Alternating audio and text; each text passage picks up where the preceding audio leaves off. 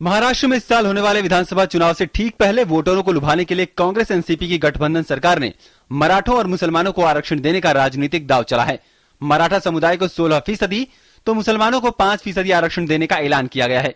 जाहिर है मराठा आरक्षण पर तो विवाद ज्यादा नहीं है, लेकिन मुस्लिम आरक्षण का मसला विवादों में घिर गया है।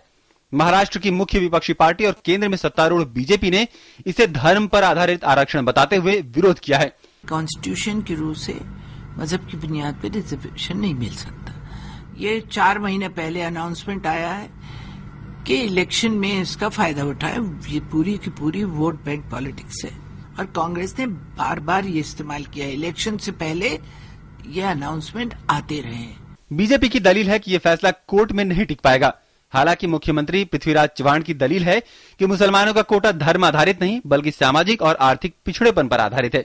मुस्लिम समाज के कुछ घटक बैकवर्ड जो है बैकवर्ड तबके हैं, उन्हें पहले से ही 52% आरक्षण में आरक्षण दिया जाता है। उनके आरक्षण को बिना छुए ये अलग से 5% आरक्षण 52% के अलावा आज देने का निर्णय मंत्रिमंडल ने लिया है। और साथ ही में राज्य शासन ने उद्योग मंत्री नारायण राव जी राणे जी की अध्यक्षता में एक अलग समिति का गठन किया था, जिसमें मंत्रिमंडल में मराठा समाज को एक अलग कैटेगरी करके उसमें 16% नौकरियों में और शिक्षा संस्थाओं में आरक्षण देने का निर्णय किया है।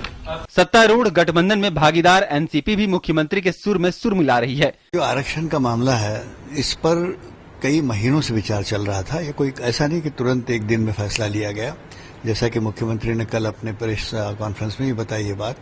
और इस पर संविधान के संबंध में जो कोई अड़चनें अगर आती हैं तो उन्हें दूर करने के संबंध में भी हमने एडवोकेट जनरल महाराष्ट्र से भी चर्चा की थी और कानूनी ओपिनियन भी लिए गए हैं। महाराष्ट्र में मुसलमानों को आरक्षण देने की पहल इससे पहले पूर्व मुख्यमंत्री विलासराव देशमुख के कार्यकाल में 2004 में हुई थी। उस समय देशमुख ने मोहम्मद उर रहमान समिति बनाई थी। इस समिति के रिपोर्ट के आधार पर राज्य कैबिनेट ने यह फैसला लिया है।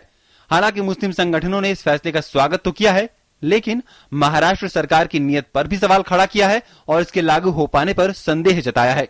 ये जो महाराष्ट्र हुकूमत ने 5% रिजर्वेशन मुसलमानों को दिया, उसका हम लोग वेलकम करते हैं, खैर मकदम करते हैं। और इससे एक ये उम्मीद की किरण जागी है कि इससे मुसलमानों को महाराष्ट्र की तामीर और तरक्की में थोड़ा बहुत हिस्सा मिलेगा और एजुकेशनल इंस्टीट्यूशंस में और सरकारी नौकरियों में उनको 5% का रिजर्वेशन दे करके उन लोगों ने एक अच्छा कदम उठाया है। This is being used by the political parties more to garner the votes than for the real benefit of the Muslims or Jats or for that matter the Marathas। 27% जैसा यहाँ यूपी वगैरह में है, वो है कि नहीं है, और है तो फिर ये 50% से ऊपर अगर जा रहा है तो कैसे इम्प्लीमेंट होगा।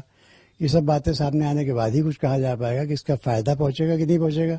मुस्लिम नेताओं का ये शक वाजिब भी है, क्योंकि मुस्लिम आरक्षण का मसला काफी पेचीदा है। आंध्र प्रदेश सरकार ने जब इसे लागू करने का फैसला किया तो आंध्र प्रदेश हाईकोर्ट ने इसे खारिज कर दिया था। बाद में मामला सुप्रीम कोर्ट गया, जहां ये मामला अभी लंबित है। हालांकि सुप्रीम कोर्ट ने आंध्र प्रदेश सरकार को अंतरिम तौर पर इसे लागू करने की इजाजत दे दी। केंद्र की पूर्ववर्ती यूपीए सरकार ने भी मुसलमानों को 4.5% आरक्षण का सब कोटा देने की कोशिश की थी, लेकिन कोर्ट ने इस पर रोक लगा दी थी। सुप्रीम कोर्ट की संविधान पीठ पूरे मामले की संवैधानिकता पर विचार कर रही है। वैसे इस मामले में एक पेंच ये भी है कि मराठा और मुस्लिम आरक्षण लागू करने के चव्हाण सरकार के फैसले के बाद महाराष्ट्र में आरक्षण का प्रतिशत 52 से बढ़कर 73 हो गया है, जबकि सुप्रीम कोर्ट ने आरक्षण की अधिकतम सीमा 50% तय कर रखी है। महाराष्ट्र सरकार ने आगामी विधानसभा चुनाव के मद्देनजर मुस्लिमों को आरक्षण का लॉलीपॉप देकर अपनी चुनावी नैया पार लगाने की कोशिश की है, लेकिन यह फैसला लागू हो पाएगा ये कहना जल्दबाजी होगी। News night desk, DD news.